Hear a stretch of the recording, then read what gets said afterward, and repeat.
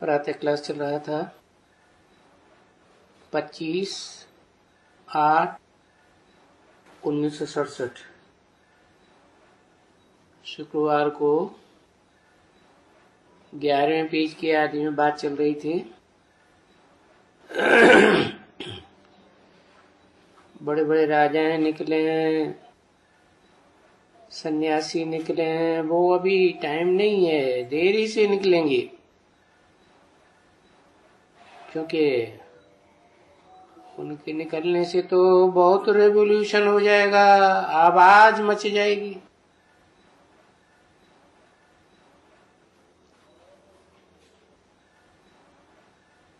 तो ऐसे अभी जल्दी मचने का आवाज नहीं है, समझा ना?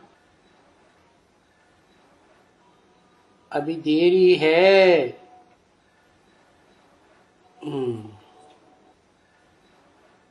कितनी देरी है?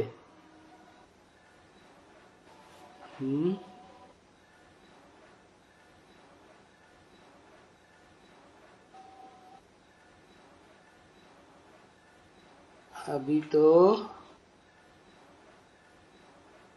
67 की मुरली तो सुनी है, लेकिन देरी कितनी है?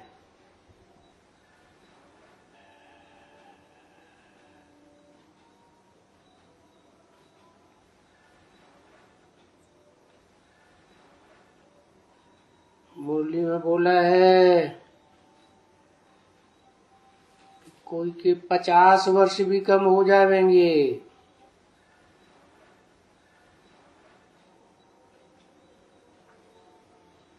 तो 67 में तो वो बात ही नहीं थी। 68 के बाद शरीर छोड़ दिया ब्रह्मावन, तो उनके वो 50 वर्ष ऐड किए जाते हैं। जब तक उनका सूक्ष्म शरीर है तब तक तो आवाज नहीं निकलेगी,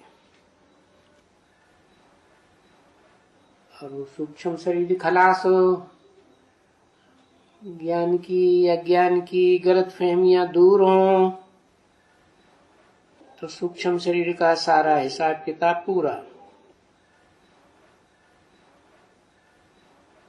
फिर बिंदु तो वो तो कृष्ण वाली आत्मा है, नई सृष्टि की। अपना शरीर तो है नहीं, तो जरूर कोई में प्रवेश करके पार्ट बजाए, तो जिसके द्वारा क्लैरिफिकेशन मिलता है उसी में प्रवेश करके पार्ट बजाती है। परंतु आत्मा का तो नाम होता नहीं। आत्मा का नाम बाला होता है क्या? फिर शरीर का नाम बाला होता है, शरीर का नाम पड़ता है। यही तो एक अंतर है ऊंच से ऊंच भगवान में और मनुष्य आत्माओं या देवताओं में। क्या क्या अंतर है? कि शिव जो सदा कल्याणकारी है, वो कोई भी मनुष्य मात्र में प्रवेश करेगा तो पता नहीं चलता है, और ब्रह्मा की सोल जब बीज रूप बन जाएगी तो भी पता नहीं चलेगा। लेकिन अंतर यह है कि एक शिव की आत्मा ही ऐसी है जो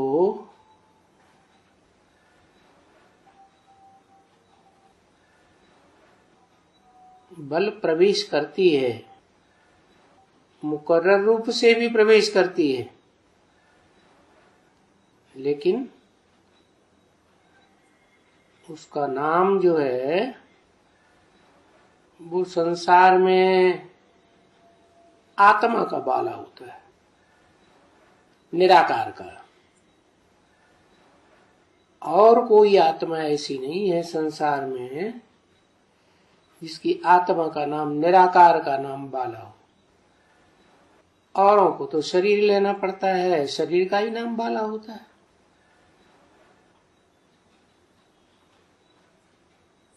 और शिव जिसमें मुकर्रर रूप से प्रवेश करते हैं उसका भी नाम बाला तो होता है, परंतु उतना बाला नहीं हो सकता जितना निराकार शिव का नाम बाला होता है संसार में।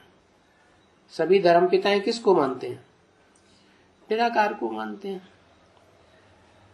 तो ब्रह्मा की सोल भी बल है, बच्चा है ना। किसका बच्चा है? ज्ञान चंद्रमा है ना। ज्ञान चंद्रमा तो माँ और बाप का बच्चा है। माँ हो गई धरणी माता, बाप हो गया ज्ञान सूर्य। तो जब टोटल विनाश होता है, सारे ग्रह उपग्रह आपस में टकराते हैं, तो बच्चा तो कहाँ जाके छुप के बैठेगा? बाप की गोद में जाके छुपता है। वो तो समझ जाता है ना कि बाप के सिवाय अभी संसार में रक्षा करने वाला कोई नहीं। माँ की गोद में तो तब तक जब तक ज्ञान नहीं है पूरा। माँ से कुछ भी वर्षा नहीं मिलता, माँ से प्रोटेक्शन सीमित मिलता है। पूरा प्रोटेक्शन किससे मिलता? माँ को भी किससे प्रोटेक्शन मिलता है? बाप से मिलता है। तो ऊंच ऊंच बाप की तरफ बुद्धि ढुर जाती है। तो परंतु नाम बाला नहीं होता कृष्ण का संगम में। नाम किसका बाला होता है? नाम तो जिस शरीर में प्रवेश करता है उसका नाम बाला होता है। उसे कहेंगे संगम की कृष्ण। तो बुद्धि से अगर काम लो, कोई भी महात्मा अच्छा है और उनके 2-5 हजार शिष्य हैं, अगर वो समझा देते हैं कि नहीं ये ब्रह्मा कुमारियां बिल्कुल सत्य कहती है, क्या कि गीता का भगवान वो निराकार है। गीता का भगवान कोई भी साकार मनुष्य मात्र या कृष्ण नहीं हो सकता। कृष्ण तो पूरा ही टोटल साकारी। तो सतयुग में प्रिंस के रूप में जन्म लेता है, और वो तो राज्य का मालिक भी नहीं है, तो भगवान कहां से हो गया? भगवान तो आते हैं तो नर को प्रिंस बनाते हैं क्या? नहीं, नर को सीधा नारायण बनाते हैं। इसी जन्म में नर से नारायण बनते हैं। कोई सतयुग में डायरेक्ट नर से नारायण कोई नहीं बनता। जितने भी डायनेस्टी में नारायण होंगे सतयुग में, वो सब पहले प्रिंस बनेंगे और बाद में राजा महाराजा बनेंगे। तो साबित ये हुआ कि गीता ज्ञान का जो मुखिया है, मुख्य आत्मा, वो निराकार है। और वो निराकार प्रत्यक्ष कैसे हो? जब किसी मुकर्रर रथ में प्रत्यक्ष हो तभी तो पता चलेगा। तो पहचान क्या होगी?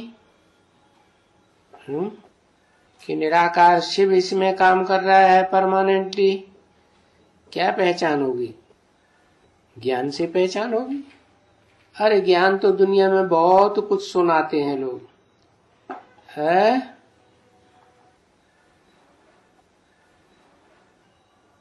नई नई बातें सुनाएगा। अब ऐसे भी दुनिया में गुरु लोग होते हैं, नई नई बातें विवेकानंद जैसे ने तो बहुत अच्छी अच्छी बातें बताई, लोग आकर्षित हो गए। और जितने भी धर्म पिताएं आते हैं कुछ न कुछ नया ही तो सुनाते हैं, तभी तो लोग आकर्षित होते हैं। प्रत्यक्षता तो नहीं होती।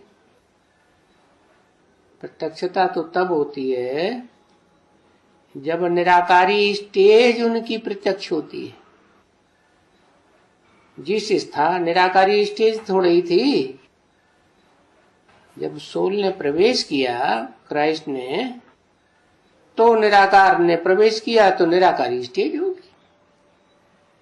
तो ऐसे ही कृष्ण कहो या दादा लेखराज कहो, उनकी आत्मा का जो स्वरूप था, बड़े ढेर सारे फोटो खींचे गए, लेकिन उनमें एक भी क्राइस्ट, बुद्ध, गुरु नानक की तरह निराकारी स्टेज दिखाई नहीं देती।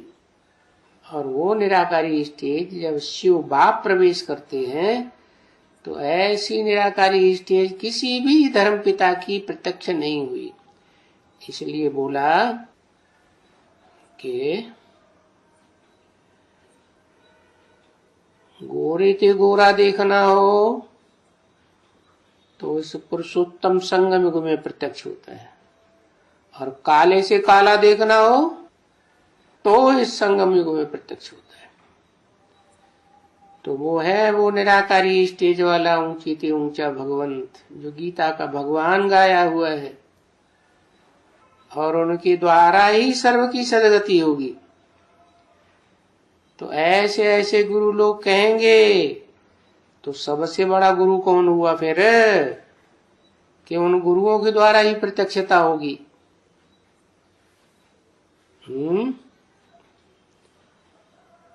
वो गुरु तो कलयुगी गुरु है। ऊंच ते ऊंच तो सतयुग होता है। सतयुग में कहां से शंकर आ गया? शंकर तो तब कहते हैं जबकि आत्माओं का संकरण हो। संगम युग है ऊंच ते ऊंच, तो ऊंच ते ऊंच संगम युग में ऊंच ते ऊंच गुरु कौन है? देहधारी। नारायण तो गुरु बनता ही नहीं, नारायण तो विष्णु कहा जाता है। गुरु तो देहधारी होते हैं, देह में बुद्धि धरी हुई होती है, स्वार्थी होते हैं। तो इस दुनिया का बड़े से बड़ा गुरु कौन हुआ? परम ब्रह्म गुरु हुआ। परम ब्रह्म गुरु हुआ, लेकिन परम ब्रह्म तो शिव बाप की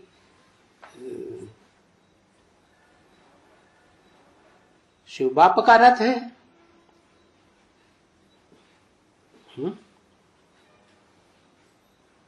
वो तो निराकार स्वयं ही है।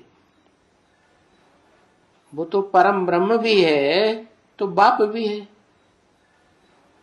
बड़ा ब्रह्मा बड़ा अम्मा भी है, बड़े ते बड़ी, तो बड़े ते बड़ा बाप नहीं है, बाप भी है। उसकी तो बात ही छोड़ो, वो क्या साकारी स्टेज में होगा? देहवान की स्टेज में रहेगा तो गुरु कहेंगे, देहधारी धर्म गुरु। साक्षात परमात्मा देहधारी धर्म गुरु है, देह धारण करता है। परम ब्रह्म देह धारण करता है। अरे उसकी बुद्धि देह में धरी रहती है जिसके लिए बोला गुरु गुरुर्ब्रह्मा गुरु विष्णु गुरुर्देवो महेश्वर गुरु साक्षात परम ब्रह्म तस्मै श्री गुरुवे नमः। उसी को नमन करना चाहिए, झुकना चाहिए। तो किसको झुकेंगे? देह में जिनकी बुद्धि धरी रहती है उन देहधारी गुरुओं को झुकेंगे? हैं? वो तो ऊंचते ऊंच सदगुरु हो गया। फिर देहधारी गुरुओं में सबसे बड़ा गुरु कौन?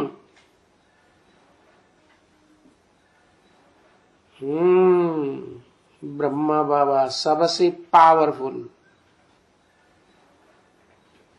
वो चाहे तो जिस गुरु में प्रवेश करके उसको उठा सकता है। तो वो गुरु उस समय कहने लग पड़ेंगे हम गुरु नहीं हैं। गीता का भगवान वो निराकार है जो सर्व की सदगति करने वाला है। हम तो अपनी भी सदगति नहीं कर पाए तो अपने फॉलोअर्स की भी सदगति नहीं कर पाए। वो बोलेंगे हम किसी की भी सदगति नहीं कर सकते हैं। क्या देवात्माएं भी हैं इस दुनिया में, सत्य सनातन धर्म के फॉलोअर्स हैं, ऋषि मुनियों की आत्माएं भी हैं, वो भी कलयुग में आके नीचे गिर जाती हैं। और मनुष्य आत्माएं भी हैं जो बहुत भूलें करती हैं, बहुत विकारी हैं, और राक्षस तो हैं ही हैं विकारी, दुखदाई। लेकिन इन सबकी सदगति करने वाला वो एक ही है जो निराकारी स्टेज में रहता है। खास संगम युग में प्रत्यक्ष होता है। जो देखे, जो सुने, दो शब्द भी सुने तो उसके मुंह से निकले हमारा बाप आ गया, ऊंच ते ऊंच बाप। तो वो सदगति दाता एक ही है।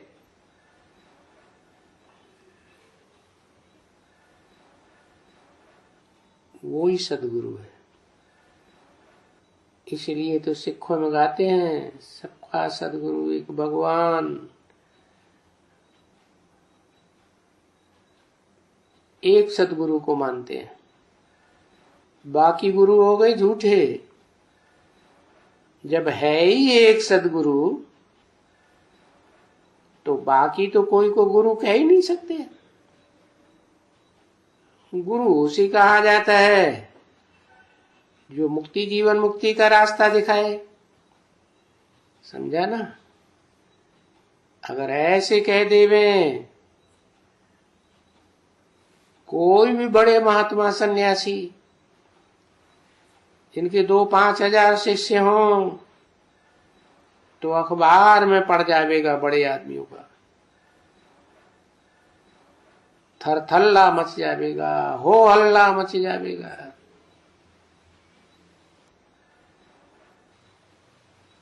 फिर ब्रह्मा कुमारियों का घोर रुतबा होगा। परंतु आस्ते आस्ते धीरे धीरे होगा बच्ची। अभी नहीं होगा। अच्छा चलो, सन्मुख रहते हैं ना बच्ची, किसको बीमारी सीमारी है, चलो तो उस बीमारी सीमारी में थोड़ी महसूसता आ जाती है कि हाँ भगवान आया हुआ है, उसी ने हमको सहयोग किया।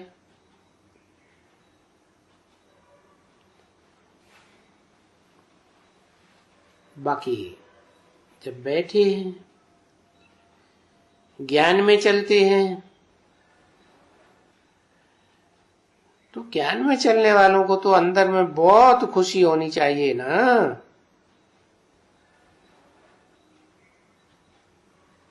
तो देखने में आता है ये खुशी में आकर कैसे कैसे समझाते हैं, कितना अच्छा समझाते हैं। और उन सर्विस करने वालों को फिर सर्विस के बगैर आराम ही नहीं आवेगा। कई तो ऐसे ऐसे बच्चे हैं बाबा के पास, स्टूडेंट्स को टीचर भी तो ऐसे अच्छे अच्छे चाहिए ना, और स्टूडेंट भी चाहिए जो स्टूडेंट से कहें आकर अरे पढ़ो, अच्छी तरह से गैलअप करो और गैलअप करके पास विदानर हो जाओ।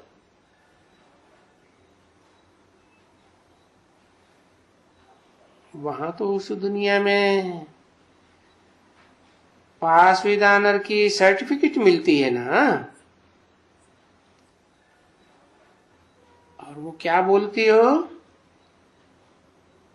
पेंशन, स्कॉलरशिप नहीं याद आया,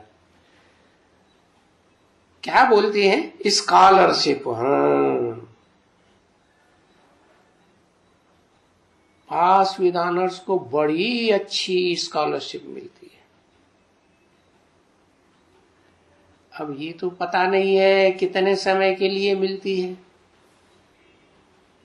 हा? अच्छा, बेहद में तो पता है, जो पास विद ऑनर्स होते हैं उनको कितने समय के लिए स्कॉलरशिप मिलती है, ये बाबा को तो मालूम नहीं होता है। न हद का मालूम है, हद के स्टूडेंट्स का मालूम है स्कॉलरशिप लेने वालों का, और न बेहद का मालूम है। परंतु पढ़ाई की स्कॉलरशिप मिलती तो है। तो तुमको पता है कितने स्कॉलरशिप मिलती है, कितने समय के लिए? समय बताओ।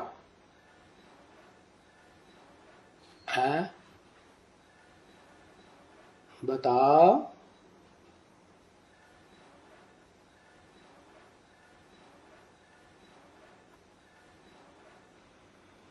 18-20 साल की स्कॉलरशिप मिलती है। अच्छा, वो तो हो गई हद की। बेहद में अगर रिसर्च स्टूडेंट रहेंगे 18-20 साल तो उनको मिलेगी। और बेहद में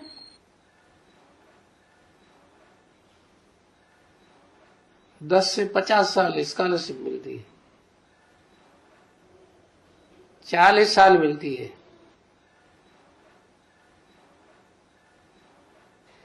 अरे बेहद ब्रॉड ड्रामा में कितनी मिलेगी?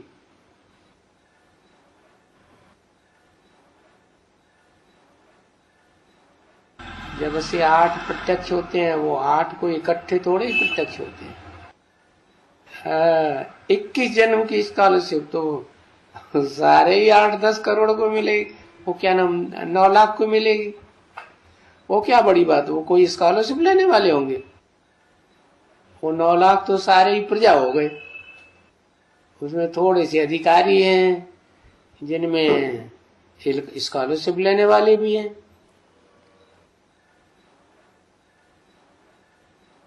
84 जन्म की तो किसी को नहीं मिलती।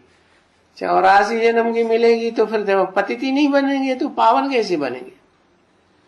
तो पूरे पतित बने, पतित पने का ग्रहण लगने के लिए एक जन्म चाहिए कि नहीं चाहिए? भले कोई का एक्स्ट्रा ऑर्डिनरी जन्म मिलता है, क्योंकि संगम में कोई कोई के 2-3 जन्म भी होते हैं। है? कितनी स्कॉलरशिप बताई? कोई कोई है जिनके लिए बोला है मुरली में 82-83 जन्म भी स्कॉलरशिप मिलती है। अरे विलायत से भी स्कॉलरशिप आती है क्या? जो विलायती लोग हैं, कौन से धर्म के? इस्लामी, क्रिश्चियन, ये सारा विलायती तो है। तो वो लोग भी सहयोगी बनते रहते हैं स्कॉलरशिप देने के लिए।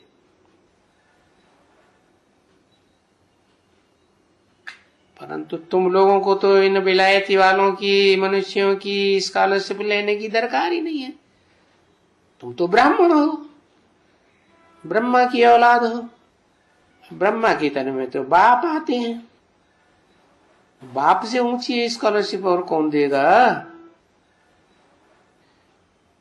तो इस जन्म में तुमको जो बाप से स्कॉलरशिप मिलती है विश्व की बादशाही की, वो तो और कोई दे ही नहीं सकता। तो तुमको कोई दरकार नहीं है उन विलायत वालों से कुछ भी लेने की। तुमको तो तुम बच्चों को तो पक्का है कि 21 जन्म के लिए तो स्वर्ग की स्कॉलरशिप सबको मिलनी है। क्या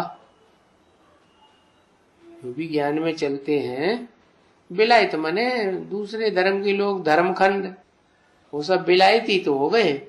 अमेरिका है विलायत है, यूरोप है विलायत है। तो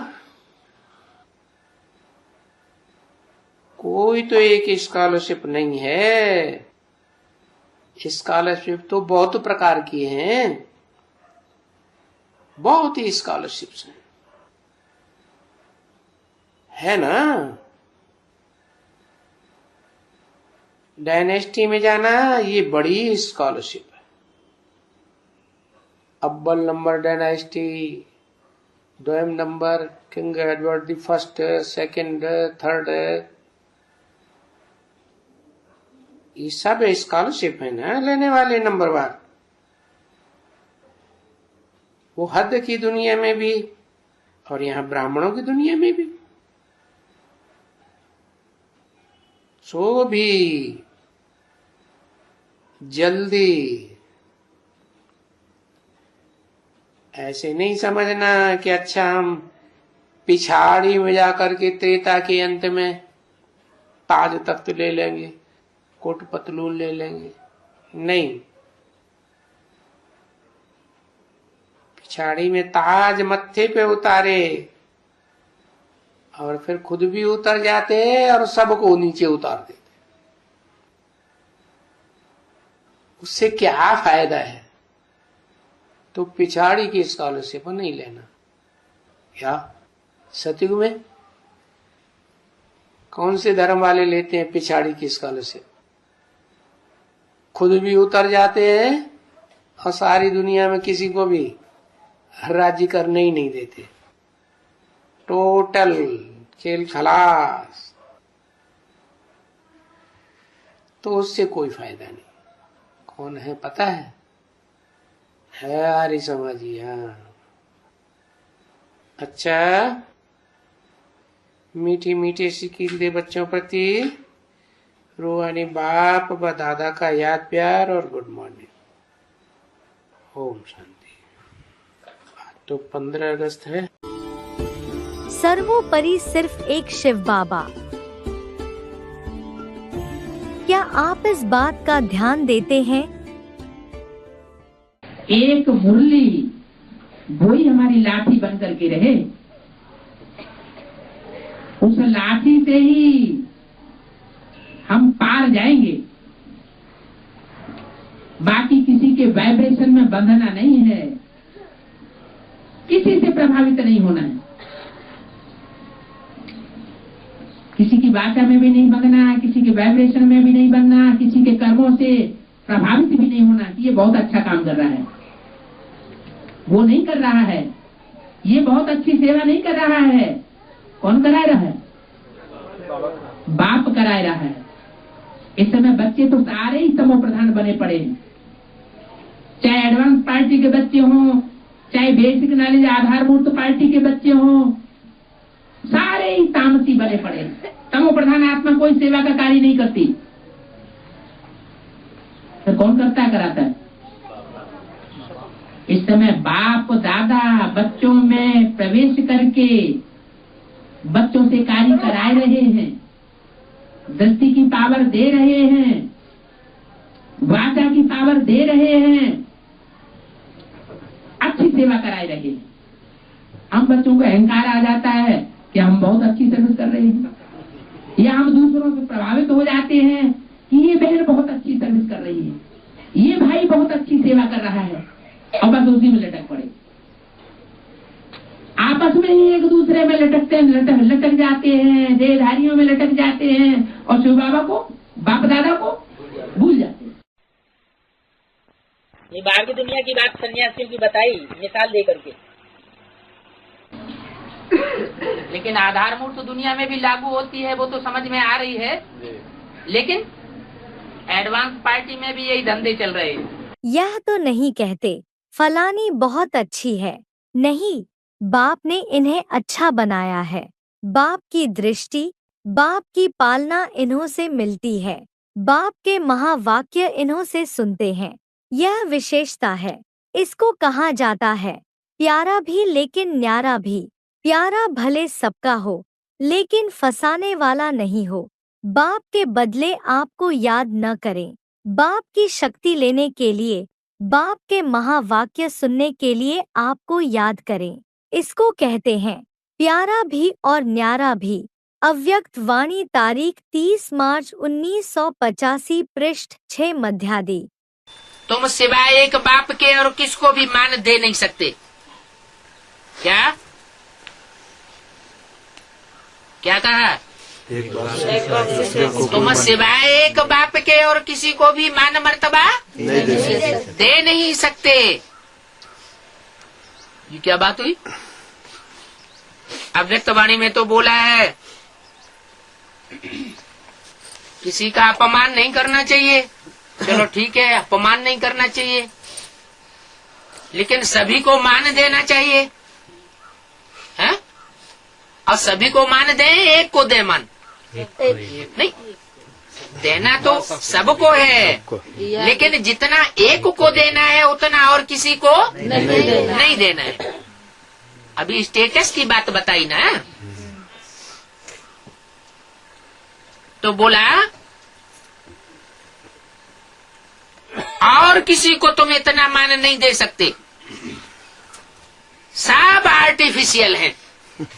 क्यों नहीं मान दे सकते? सब झूठे हैं, आर्टिफिशियल हैं।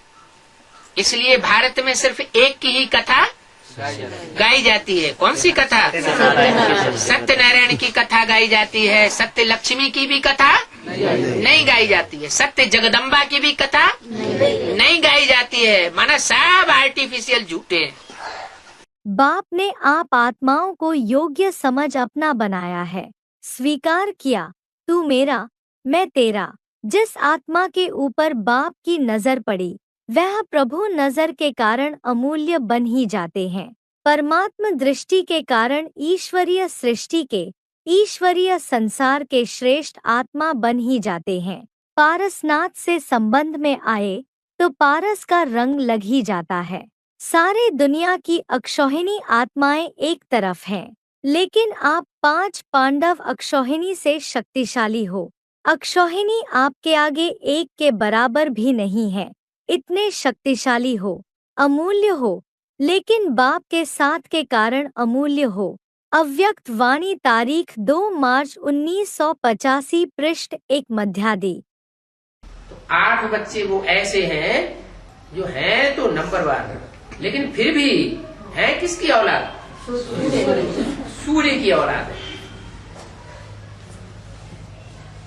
वो सुर को पकड़ने वाले हैं।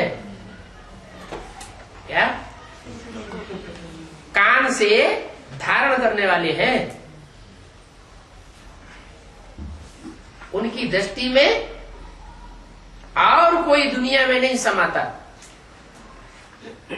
एक बाप दूसरा कोई।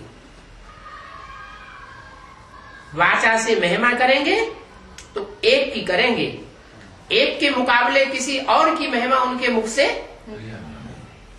उतनी महिमा, उतनी। वैसे तो सभी को गुण देखते हैं, लेकिन जो एक की महिमा बुद्धि में भरी होती है वो दूसरे के लिए नहीं हो सकती।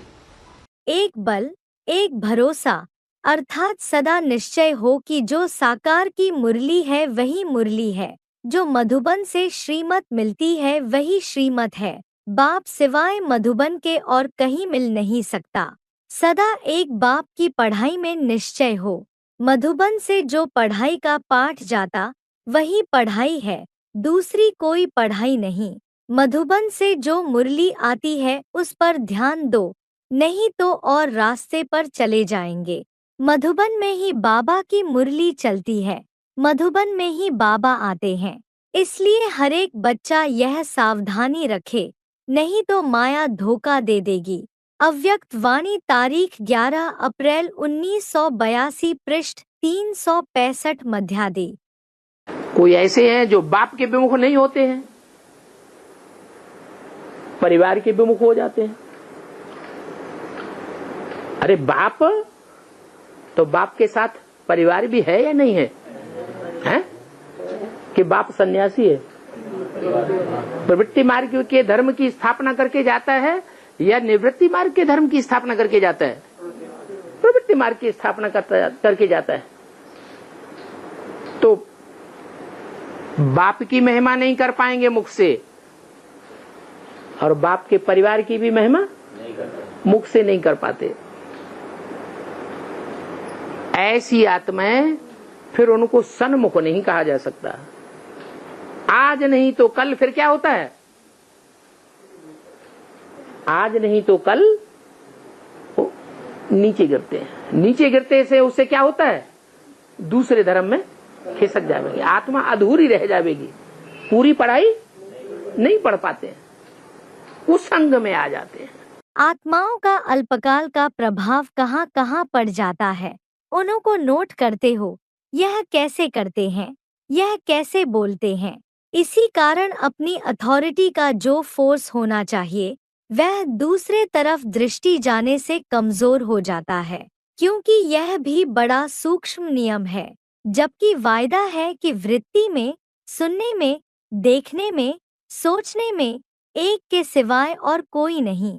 आत्माओं के प्रभाव को बुद्धि में रखते हुए व आत्माओं के प्रभाव को देखते हुए करना, यह भी सूक्ष्म में लिंक टूट जाती है, और लिंक टूटने के कारण जो ऑलमाइटी अथॉरिटी की लेवल होनी चाहिए वह बदल जाती है।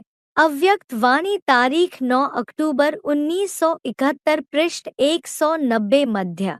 एक बात ही सब कुछ है, इसको कहा जाता है वफादार। अगर पदार्थ की भी आकर्षण है, साधनों की भी आकर्षण है, तो साधना खंडित हो जाती है, वफादारी खंडित हो जाती है, और खंडित वस्तु कभी भी संपन्न, कभी भी पूज्य नहीं गाई जाती। तो चेक करो कि संकल्प में भी कोई आकर्षण बेवफा तो नहीं बना देता है। अगर जरा भी किसी के प्रति विशेष झुकाव है, थोड़ा भी पर्सनल झुकाव है, चाहे किसी के गुण के ऊपर, चाहे उसकी सेवा के ऊपर, चाहे उसके अच्छे संस्कारों के ऊपर, अगर एक्स्ट्रा प्रभावित है तो उनको वफादार नहीं कहा जाएगा। प्रभावित माना है, प्रभावित माना उनकी प्रजा बनने वाले, उनकी रचना बनने वाले हैं। सबकी विशेषता, बेहद की विशेषता पर आकर्षित हैं, वो तो दूसरी बात है। लेकिन किसी विशेष व्यक्ति व वैभव के ऊपर आकर्षित नहीं होना चाहिए।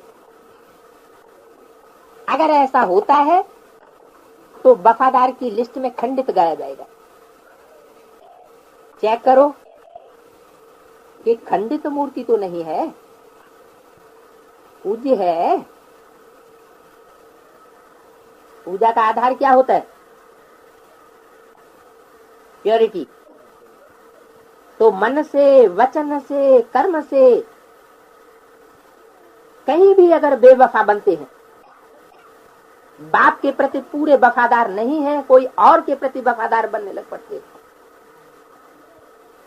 तो पवित्रता जैसे खंडित हो गई। पवित्रता में हार खाना, इसका बीज है किसी भी व्यक्ति व व्यक्ति के गुण, स्वभाव, व्यक्तित्व व विशेषता पर प्रभावित होना। यह व्यक्ति व व्यक्त भाव में प्रभावित होना नहीं लेकिन बर्बाद होना है।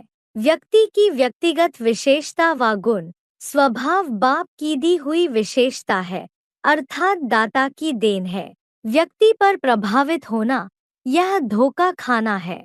धोखा खाना अर्थात दुख उठाना। अपवित्रता की शक्ति मृग तृष्णा समान शक्ति है, जो संपर्क व संबंध से बड़ी अच्छी अनुभव होती है, आकर्षण करती है। समझते हैं कि मैं अच्छाई की तरफ प्रभावित हो रहा हूँ, इसलिए शब्द भी यही बोलते व सोचते कि यह बहुत अच्छे लगते, वह अच्छी लगती है, वह इसका गुण व स्वभाव अच्छा लगता है, ज्ञान अच्छा लगता है, योग कराना अच्छा लगता है, इससे शक्ति मिलती है, सहयोग मिलता है, स्नेह मिलता है, अल्पकाल की प्राप्ति होती है, लेकिन धोखा खाते हैं। देने वाले दाता अर्थात बीज को, फाउंडेशन को खत्म कर दिया और रंग बिरंगी डाली को पकड़कर झूल रहे हैं, तो क्या हाल होगा? सिवाय फाउंडेशन के डाली झुलाएगी या गिराएगी? जब तक बीज अर्थात दाता विधाता से सर्व संबंध, सर्व प्राप्ति के रस का अनुभव नहीं, तब तक कब व्यक्ति से, कब वैभव से, कब वाइब्रेशन वायुमंडल आदि भिन्न भिन्न डालियों से अल्पकाल की प्राप्ति का मृगतृष्णा समान धोखा खाते रहेंगे। यह प्रभावित होना अर्थात अविनाशी प्राप्ति से वंचित होना, परमात्म प्रभाव से निकल आत्माओं के प्रभाव में आना अर्थात बाप को जाना नहीं, पहचाना नहीं। ऐसे के आगे बाप, बाप के रूप में नहीं, धर्मराज के रूप में है। जहाँ पाप है वहाँ बाप नहीं, तो अलबेले नहीं बनो। इसको छोटी सी बात नहीं समझो। अव्यक्त वाणी तारीख 12 अप्रैल 1984 पृष्ठ 1 मध्यादि 2 आदि। जो स्नेही आत्मा होती है उसके लिए एक बाप ही संसार है। सदा श्रीमत का हाथ मस्तक में अनुभव करते हैं। अविनाशी स्नेह सारा कल्प स्नेह ही बनाई देता है। तो हर एक अपने आप को चेक करो कि सदा दिल के स्नेह का अनुभवी हूं, व बीच बीच में कोई स्नेह में लीकेज हो जाती है। माया लीकेज तो नहीं कराती रहती। माया का काम क्या है?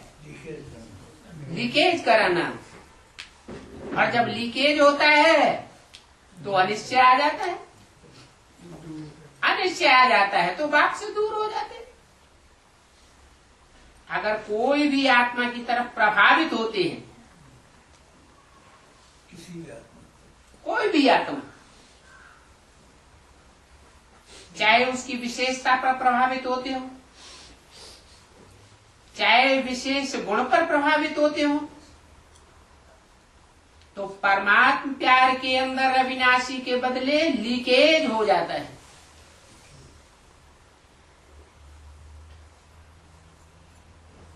तो लीकेज क्यों होता है? इसलिए होता है कि आत्माओं का प्यार बेविचारी बन जाता है। अगर एक बाप के प्यार में डूबे हुए हो तो लीकेज होने की संभावना ही नहीं है। इसलिए हर एक अपने आप को चेक करे कि लीकेज वाले सदा के स्नेही, सदा बाप के साथ, सदा बाप के हाथ का वरदान माथे पर हो, ये अनुभव नहीं कर सकते हैं। इसलिए ज्ञानी तू आत्मा बाप को प्रिय है। प्रभावित हो गए माने प्रजा बन गए। जिनसे भी प्रभावित हुए उनकी प्रजा बन गए। वो यहाँ ब्राह्मणों की दुनिया में भी शूटिंग हो रही है। शिव बाबा की बातों से प्रभावित नहीं होते, ब्रह्मा की बातों से प्रभावित नहीं होते। आपस में जिनको गुरु बना के बैठते हैं या जिनसे मित्रता करते हैं उनसे प्रभावित हो जाते हैं, तो प्रजा बन जाते हैं। आप तन मन बुद्धि सहित बाप के ऊपर प्रभावित हो चुके हो। जब मन और बुद्धि एक के तरफ और ऊंचे तरफ प्रभावित हो चुकी, तो फिर दूसरे के ऊपर प्रभावित कैसे हो सकते? अगर दूसरे के ऊपर प्रभावित होते हैं तो उसको क्या कहेंगे? दी हुई वस्तु को फिर से स्वयं यूज करना, उसको कहा जाता है अमानत में खयानत। जब मन बुद्धि दे दिया तो फिर आपकी रही कहाँ जो प्रभावित होते हो? बाप के हवाले कर दिया है या आधी रखी है, आधी दी है? जिन्होंने फुल दी है वे हाथ उठाओ। देखो, ब्राह्मण जीवन का फाउंडेशन महामंत्र क्या है? मनमना भव। तो मनमना भव नहीं हुए हो तो ज्ञान सहित रहम दिल आत्मा कभी किसी के ऊपर, चाहे गुणों के ऊपर, चाहे सेवा के ऊपर, चाहे किसी भी प्रकार के सहयोग प्राप्त होने के कारण आत्मा पर प्रभावित नहीं हो सकती, क्योंकि बेहद की वैरागी होने के कारण एक बाप के स्नेह, सहयोग, साथ, इसके सिवाय और कुछ उसको दिखाई नहीं देगा, बुद्धि में आएगा ही नहीं। तुम्ही से उठूं, तुम्ही से सोऊं, तुम्ही से खाऊं, तुम्ही से सेवा करूं, तुम्ही साथ कर्मयोगी बनूं, यही स्मृति सदा उस आत्मा को रहती है।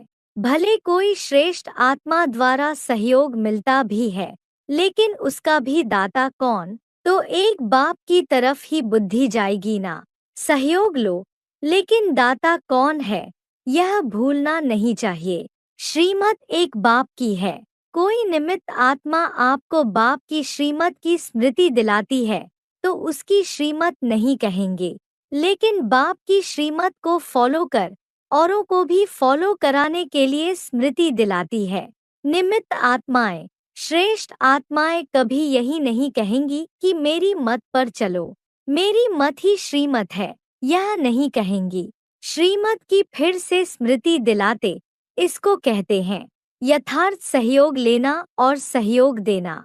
अव्यक्त वाणी तारीख 31 मार्च 1990 पृष्ठ 206 आदि। दूसरों के प्रभाव में न जाएं, इसके लिए क्या करना है? एक तो बाप की बात माननी है, कोई की बात नहीं सुननी है। क्या दूसरों की सुनते हैं तभी तो प्रभावित होते हैं। तो एक बाप से प्रभावित होना है। प्रभावित माने प्रजा। जो यहाँ किसी से प्रभावित होते हैं वो वहाँ 84 जन्मों में उनकी प्रजा बनेंगे। इसलिए हमें किसकी प्रजा बनना है? प्रजा ही बनना है तो एक बाप की प्रजा बनना है।